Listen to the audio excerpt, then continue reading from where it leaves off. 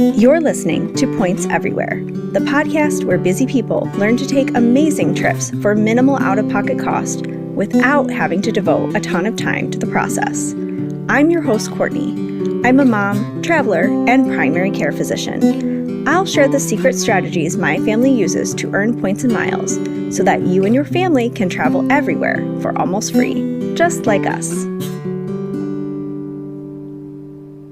Let's dive into Capital One miles. Capital One miles are a great addition to any points collection. They are simple to earn and redeem and have a ton of flexibility, which in my opinion is the best part of the Capital One program.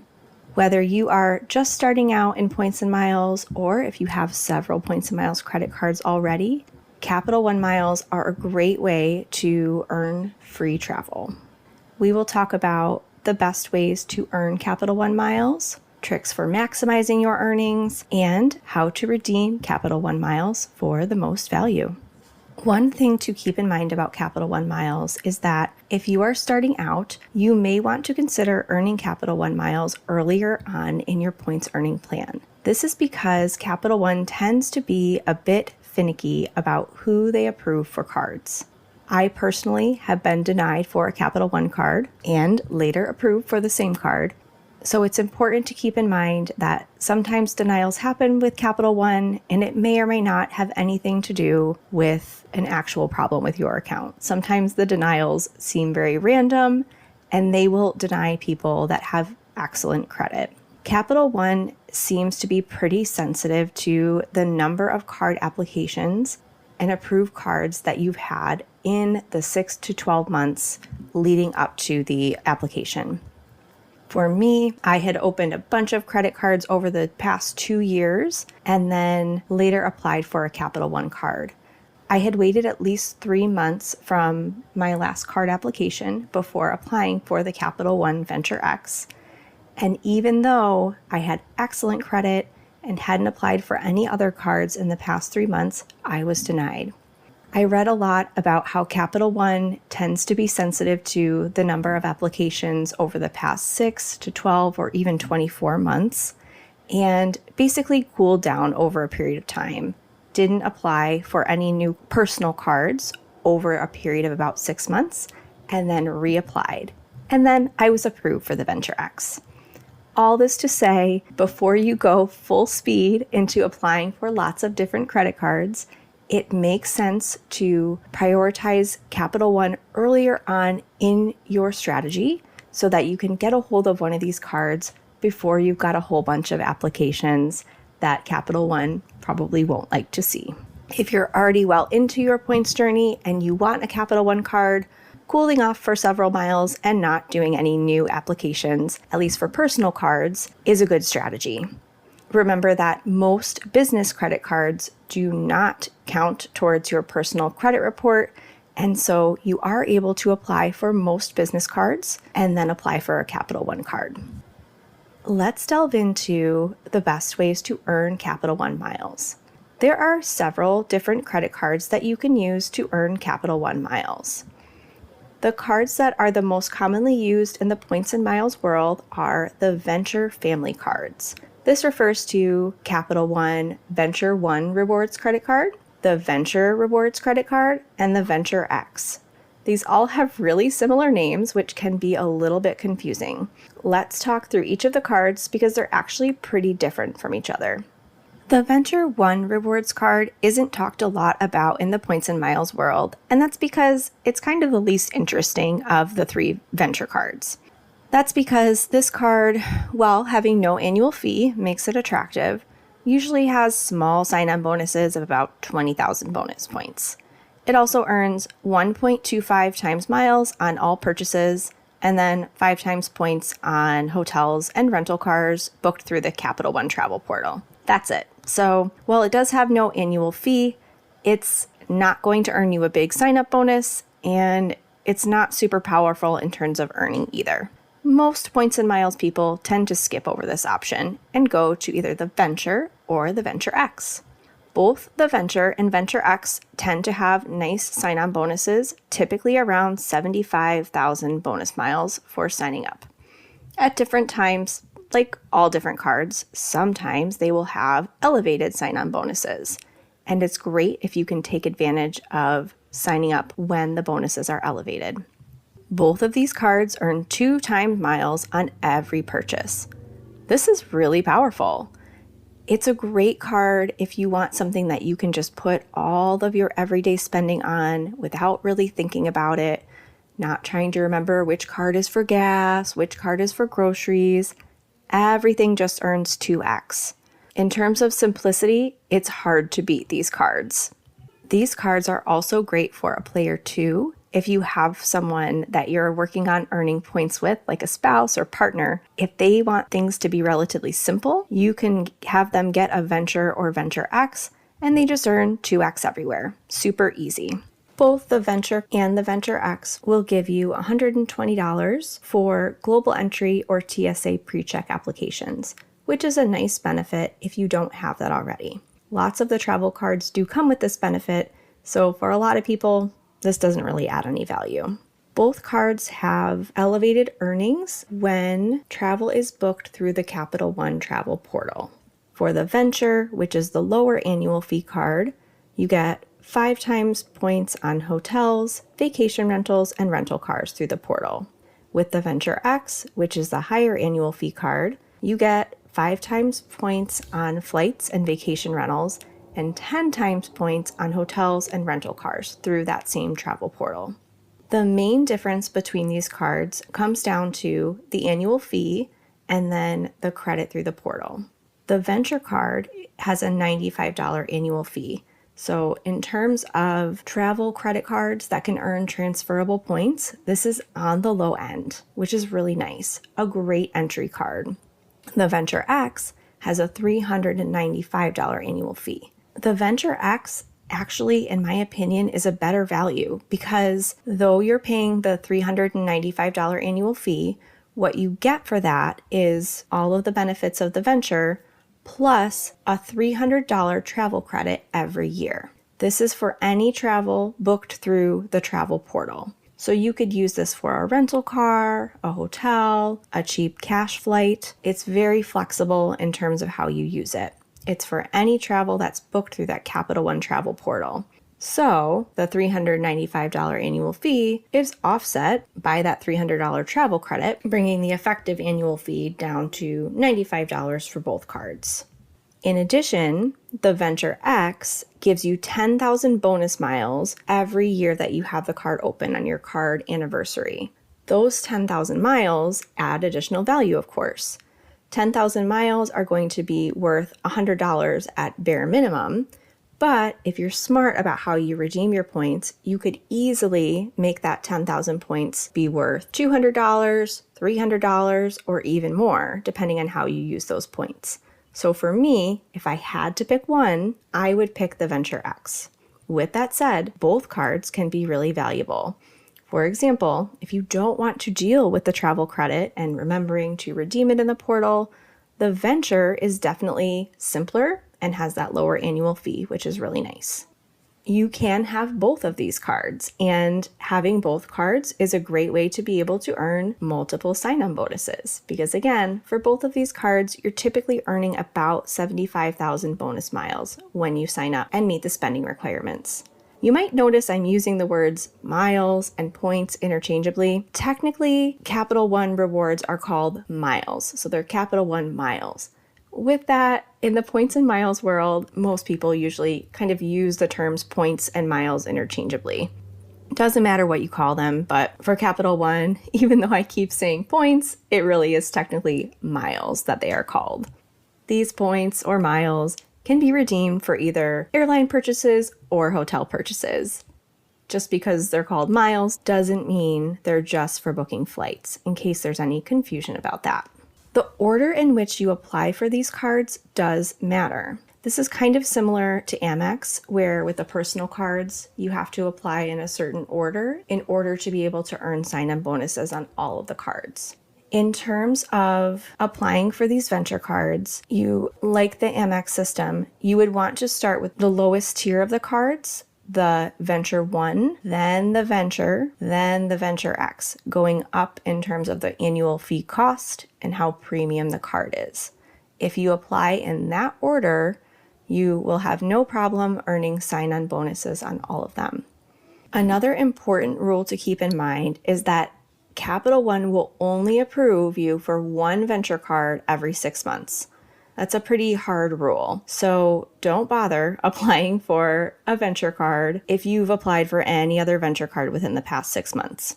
I actually just made this mistake. I recently applied for and received a Venture X, and then I tried to jump on the Venture X business card, and I was denied. And there might be more than one reason why I was declined for that, but I was within that 6-month period. So had I known this, I wouldn't have even bothered applying because I was applying for another Venture card and it was within that 6-month window. Don't make the same mistake as me. If you had a Venture card approval in the past 6 months, you've got to just wait before you apply for another one.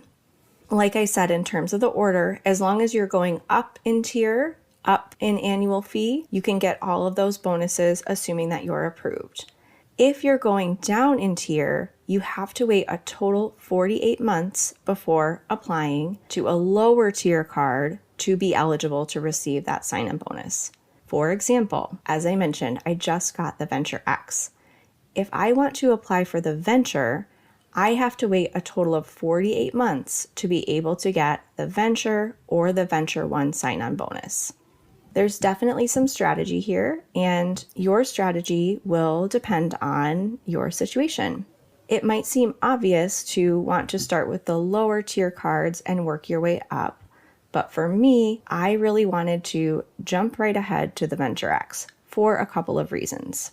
For me, overall, the Venture X is a better value because although the annual fee is $395, that travel credit essentially brings the effective annual fee down to $95, as I mentioned, plus you're getting those 10,000 bonus miles every year. So in terms of a keeper card, I'm going to well offset the annual fee every single year by using the 10,000 bonus miles and that $300 travel credit. For me, I wanted to have the Venture X. Also, with the Venture X, I haven't mentioned this yet, but you get lounge access. That adds a ton of value for me. There are several Capital One lounges in New York City, Denver, Washington, and if you frequent any of these airports, having lounge access is really valuable. And the Venture X is the only way to get that lounge access. You also get Priority Pass with this. For me, I already have several cards that give me Priority Pass access, but if you don't already, this can be a great way to get lounge access at many, many airports. The lounge access for the Venture card is really stingy, unfortunately. There are no free guests. This is a change within the past year and really a bummer. They used to be really generous about free guests with the Venture X, and now that's not the case. You can get your family into the Capital One lounges, but you have to pay for them. Bringing your family into a Capital One lounge is not cheap. For adults, it's $45, and for children 17 and under, it's $25. Children under 2 are free. That's for the Capital One lounges. If you're bringing family into Priority Pass lounges, it's $35 per person per visit. The nice thing though is that the Capital One lounges often do have a nice grab and go section. I haven't taken advantage of any of these yet, but if I'm traveling with my family and we want some free food, which of course we do, I could go into a Capital One lounge, grab and go a bunch of food for my family, and bring it out to the gate. Not as ideal as visiting the lounge, but a nice option without having to pay any extra. Depending on the length of our layover, I would consider paying for my 2 children and my husband to go into a Capital One lounge. That would really only be if there's not another decent lounge option at that airport, because I've already got Priority Pass access with guests. So if there's a Priority Pass lounge, I'm probably not paying to bring my family into the Capital One lounge, at least if the Priority Pass lounge is relatively nice. But if I have a long layover and there aren't other great lounge options, I would consider paying because it is easy to spend a ton of money on food and drinks in the airport. And once you get into the lounge, all of that is free. So even though I don't really want to pay to get my family into a lounge, that really could be a reasonable option. Going back to my strategy in terms of how to apply for these cards, I really wanted the VentureX upfront. I wanted that increased value with the travel credit, the bonus miles, and the lounge access. I also apply for a lot of cards pretty frequently. I tend to apply for cards about every 3 months. And I know Capital One is sensitive to multiple inquiries. I had to kind of strategize after I was declined for the VentureX and really cool down and not apply for anything for a while. I, of course, had my husband applying for cards during that time, but I figured since I had already been denied for the VentureX, I really should stick with applying for the VentureX next because honestly, there's just not guarantee that you'll be approved for the VentureX after applying for the Venture. So I figured, let me focus on getting the card that I actually want to keep and hold. And then later, much later, 48 months or more, I can always go back, apply for the Venture, and get that sign-on bonus. Your strategy might be different though. If you're patient, you don't typically apply for a ton of cards, you could totally do the Venture 1, wait 6 months, do the Venture, wait 6 months, apply for the VentureX, and get all 3 of those sign-on bonuses within a year and a half. It's really up to you, but I do encourage you to kind of think about the card you would actually want to potentially keep and maybe just apply for that one first if you're not planning on doing all 3 in a row. I do plan to get the Venture eventually. I really don't think I'll ever get the Venture 1 card. The sign-on bonus is usually only 20,000 points. It only earns 1.25 points instead of 2 points per dollar spent. And so for me, that's just really not worth a slot in my wallet because I have so many other cards that I want to apply for to earn higher sign-on bonuses.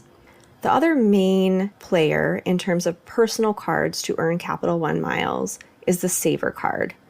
This is marketed as a cashback card. But if you pair it with a Venture card that earns transferable miles, you can redeem this cash back as miles, which, if you've listened to previous episodes, you know that you are able to get much more value for miles that are transferred out and redeemed for travel than you would be able to get for cashback alone. So this Saver card, you earn 3% or 3 times points on grocery, dining, and entertainment. That grocery 3x is really nice. There are other cards that offer this, but this is a no annual fee card. So to earn 3x on groceries without an annual fee is pretty unique. Same for the 3 times on dining. So this could be a really valuable card in your wallet if you also have a Venture card, so you can turn that cash back into redeemable points. At the time of recording, the Saver has a $250 sign-up bonus, which is great for a no annual fee card. That would be 25,000 miles.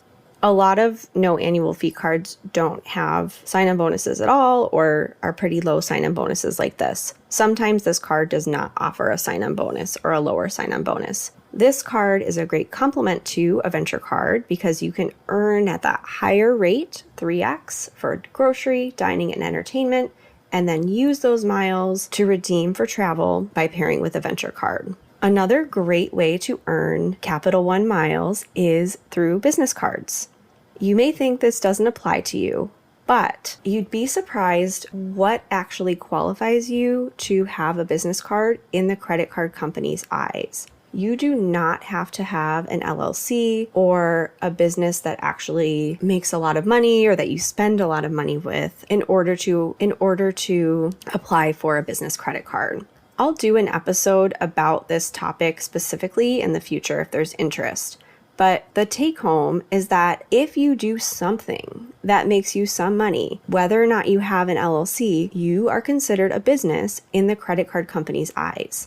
Examples of things that would enable you to apply for a business card would be owning a rental property that makes income, selling some items on Facebook Marketplace periodically, pet sitting or babysitting. Anything that earns you some income on the side can qualify you to apply for a business card as a sole proprietor.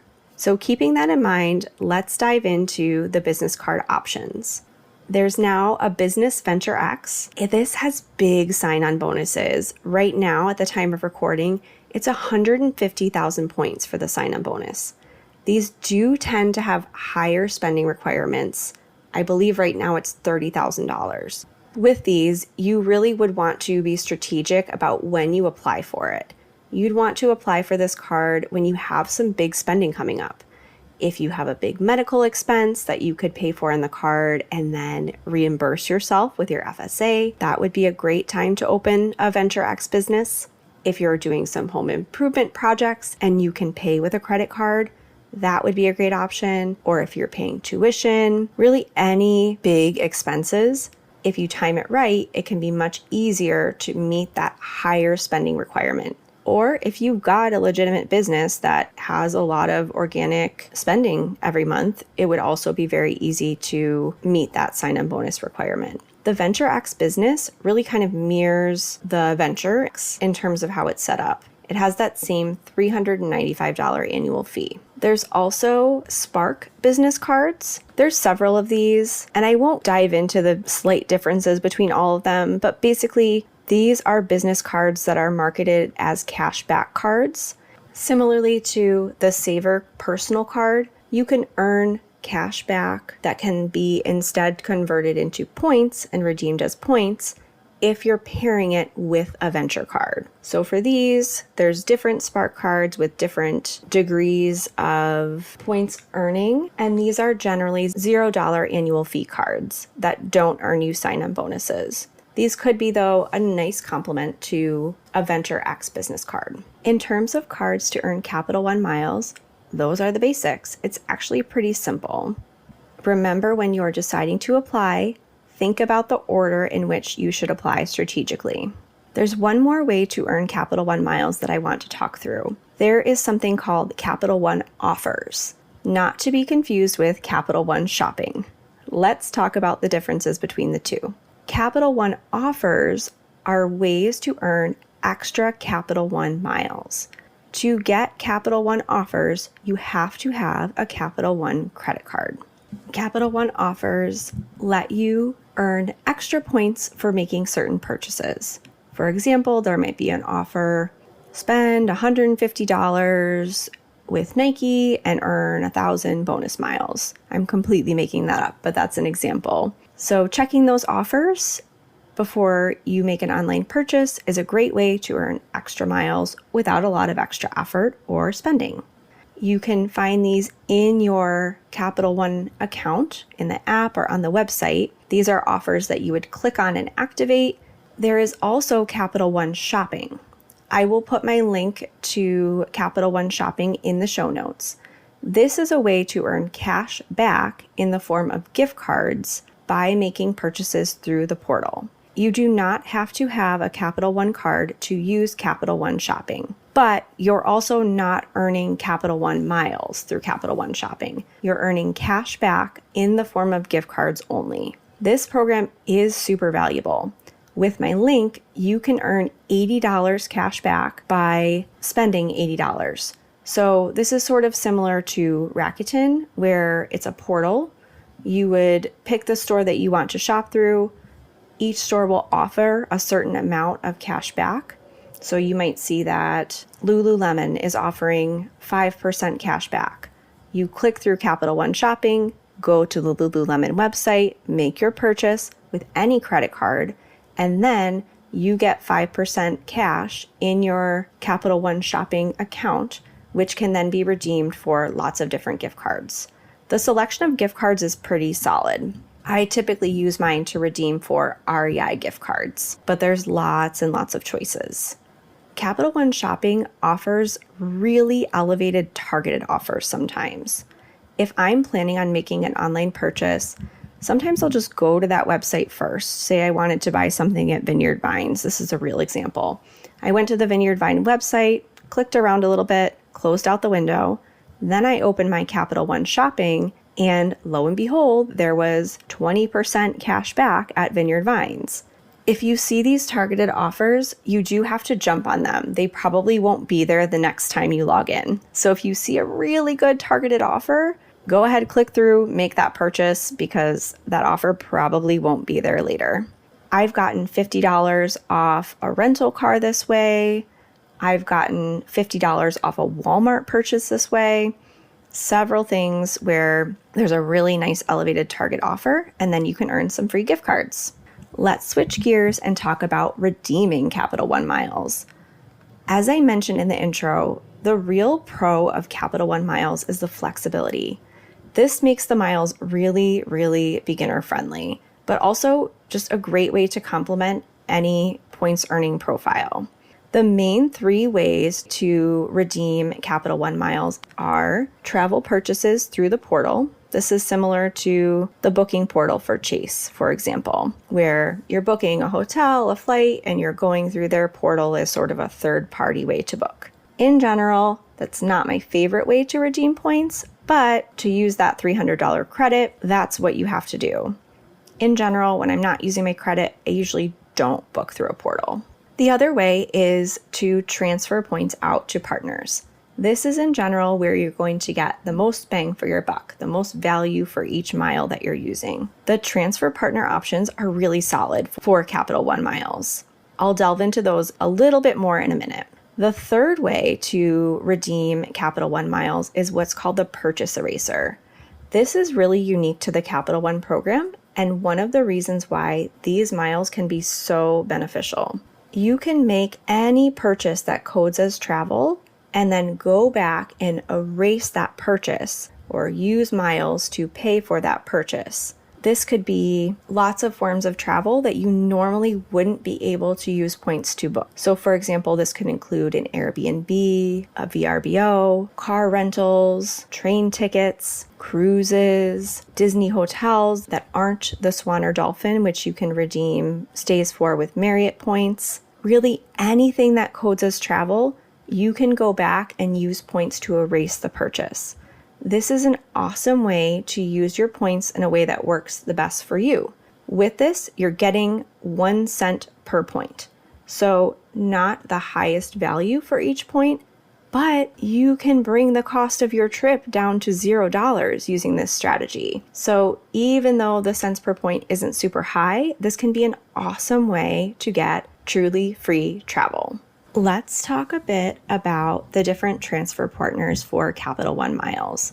There are a ton, so I'm not going to list all of them, but I will highlight some programs that kind of stand out in terms of value. For airlines, Air Canada Aeroplan, Air France KLM Flying Blue program, British Airways, Japan Airlines, and Qantas are some of the options that stand out. There are others as well.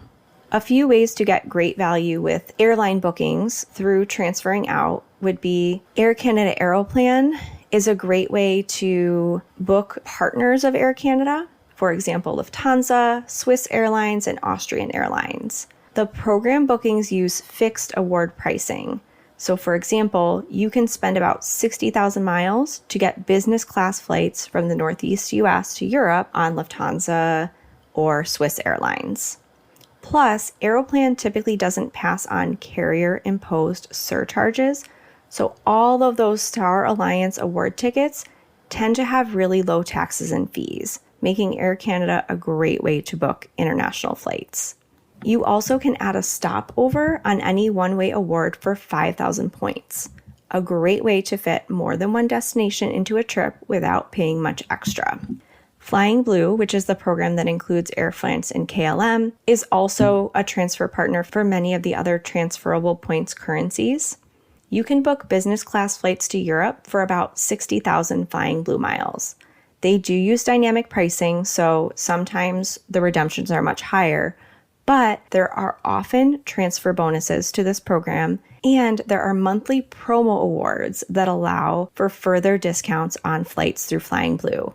Flying Blue also offers 25% off the points price for children, which is a great way to save. You can get great value through British Airways, specifically with shorter flights within Europe or within the US when booking partner flights. There are lots of other airline transfer options, but that highlights a few. There are a couple of good hotel options as well. The best, in my opinion, with Capital One miles is Wyndham. I talked about Wyndham on a recent episode if you want to hear more about it. It's the episode where we focus on booking hotels with points. Wyndham's got a lot of value, a nice fixed award chart, and you can get awesome hotel stays for very low points costs. You can also book I Prefer Hotels, which is a collection of independent hotels, and again, a lot of value to be had. This is at a 1-to-2 transfer ratio. There are other hotel programs, but really those are the two that I would stick with in terms of getting the best value. Again, there's a huge list of transfer partners for Capital One Miles, but those are some of the best ways to get good value with that program. Capital One Miles overall are some of my favorite miles. I'm pretty recently just getting into earning these miles, and I'm excited about the flexibility. The ability to book travel and purchase a race is awesome, especially for beginners. If you don't want to stress about transferring points out, looking for availability on certain things, you can just book any travel and purchase a race it. A wonderful way to use your miles however it works the best for you.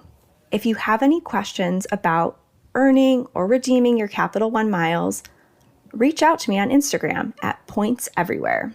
I'd like to ask a quick favor. If you are enjoying this podcast, pause what you're doing for just 1 second, go to wherever you're listening, whether it's Spotify or Apple Podcasts, give me a quick rating by clicking the number of stars you think I've earned, and then leave a review. Just a quick blurb about why you're enjoying the podcast. This can really help me grow. Thank you so much for listening. I'll see you next time on Points Everywhere. Thanks for joining me on Points Everywhere. For more points and miles secrets, follow me on Instagram at Points Everywhere. For referral links to my favorite cards, check out pointseverywhere.com. If you're enjoying this podcast, I would love it if you could take a minute to leave me some stars and a review. See you next time.